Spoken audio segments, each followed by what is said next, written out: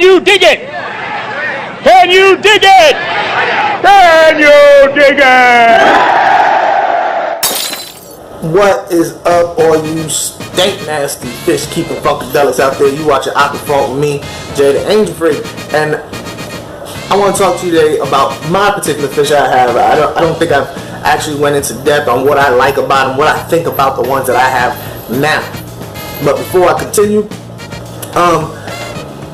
I would like to give a special thanks and a shout out to two very special individuals. Now, stick with me because it might be a little confusing, but it's one channel, two people, and they're called Two Chicks Crew. Two Chicks Crew is not a fish channel. What they are is a motivational channel. They are constantly putting out videos with motivational phrases. They keep up with special holidays that nobody knows about.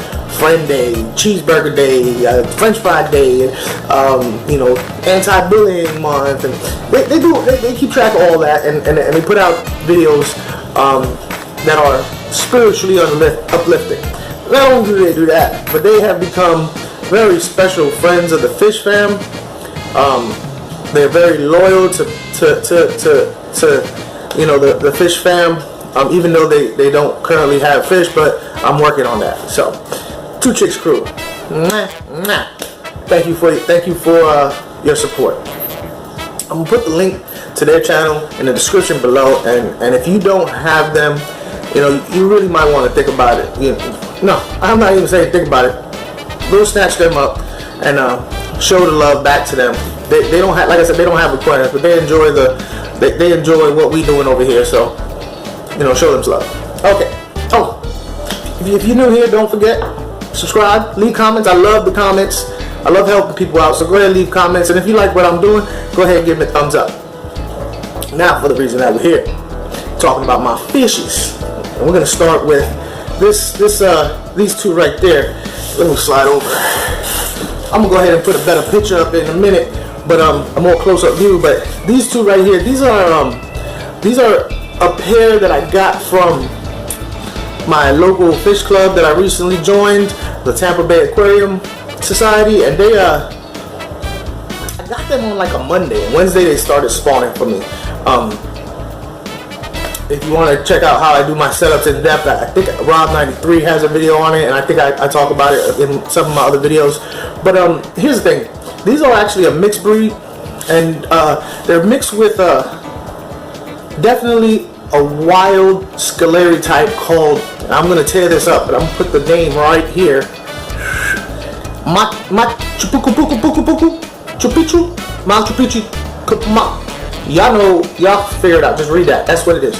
I'm terrible with names. I know what they are. I've always wanted this. This is, if you remember way back in the day, I wanted to have a wild caught aquarium with my autumns, my Leopoldi. This was the number 3, the Machu Picchu. Now these are a mix of them, and you can tell by the orangey red on the top of their bodies why I'm believe that these are a mix of that. These guys, I love the simplicity of their colors and patterns. That black blotch right down there by their tail fin, the black outlining on their top and bottom fin, that little black, it reminds me of football players. They have a little black line right there underneath their eye. But that orangey red that goes from the top of their head all the way to the middle of their middle of their dorsal fin, I think is incredible. Since I've got them, that coloration has gotten more and more red, and you can't see it in the video maybe, but they do have a blue iridescence to them. Some of you may have noticed that they're I'm terrible with the names of the fins, but the fins by the gills, that they're almost nubs.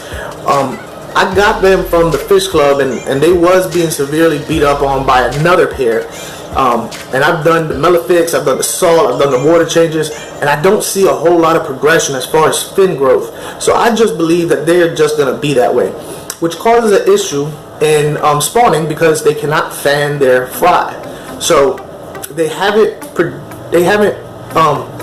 raised any fry, but soon I'll just go ahead and pull them myself.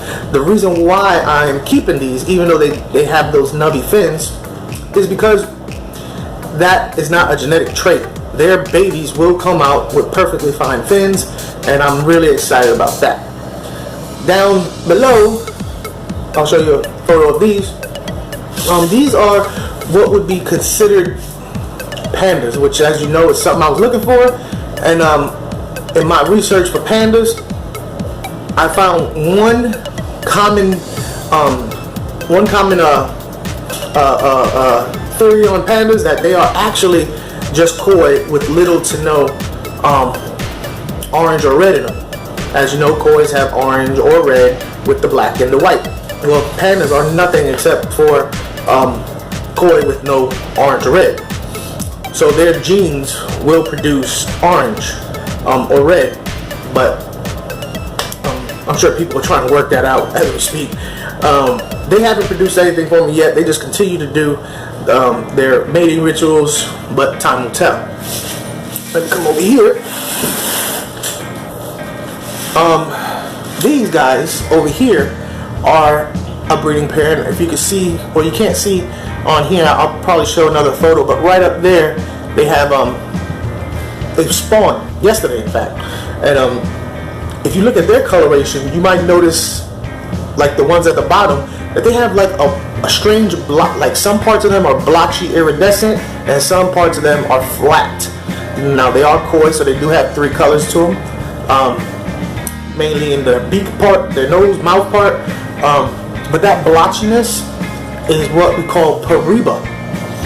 Now, everything I've read on pariba, they always mention the same thing: bluish iridescence. Whereas these don't have blue, but I've seen so many being sold without the blue. And that's because I believe that's because so many people breed paribas with the Philippine blue gene that, for the most part, most of the more prettier ones or popular ones have blue in it. But I don't think blue is a requirement for the pariba pattern.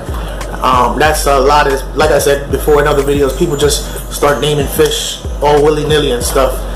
But yeah, these guys, the last time they spawned, they did raise their spawn up until